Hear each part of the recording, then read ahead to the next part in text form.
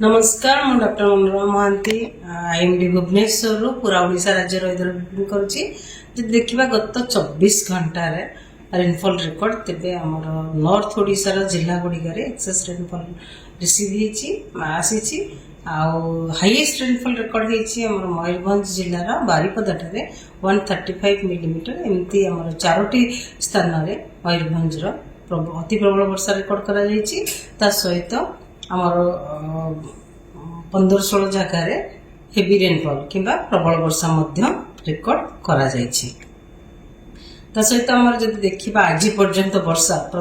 1 जून to लेकिन आज पर्यंत आमर टोटल वर्षा होती 110 मिलीमीटर वर्षा जोटा कि आमर पूरा राज्य रे किंतु आमर स्वाभाविक वर्षा हबार थिला 209.3 से 47% आमर वर्षा कम रही आमर नॉर्मल वर्षा ठूँ 47% रेनफॉल आमर डिपार्चर परसेंटेज डिपार्चर नेगेटिव रही जोटा कि कम वर्षा रिकॉर्ड करा सहित आमर वर्तमान दक्षिण बांग्लादेश संलग्न उत्तर बंगोपसागर उपर समुद्र पतन ठारू 1.5 एवं 5.8 किलोमीटर उच्चतार घूर्णिबलयटी फॉर्म हो सृष्टि यह उच्चता सहित दक्षिण पश्चिम दिग को ढली करी रही एवं यार प्रभाव रे 3 जुलाई पाखापाखी उत्तर पश्चिम बंगोपसागर एवं ता पाखापाखी अंचल उपरे एक लघुचाप सृष्टि होबार संभावना रही जहाँफल कि आगामी 7 दिन पर्यंत पूरा राज्य में वर्षा वर्षा सहित प्रबल अति प्रबल वर्षा होबार संभावना रही आगामी 24 घंटा उत्तर भारत उत्तर ओडिशा एवं उपकूलवर्ती अंचल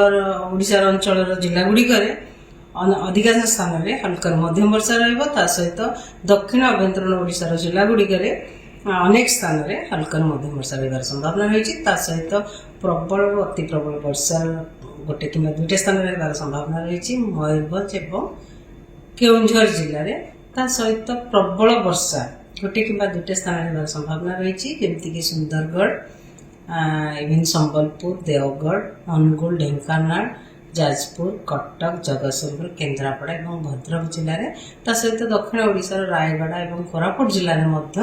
गोटे कि 2टा स्थान में प्रबल वर्षा होबार संभावना रही काली किंबा प्रथम 1 जुलाई रे आम राज्य में अधिकांश स्थान में हल्का मध्यम वर्षा रही संभावना रही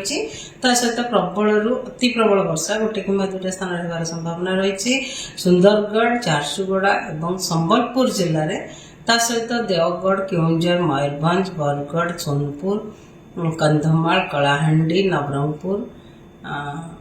नुआपड़ा बलांगीर जिले में गोटे कि 2टा स्थान में प्रबल वर्षा होबार संभावना रही 2 तारिख में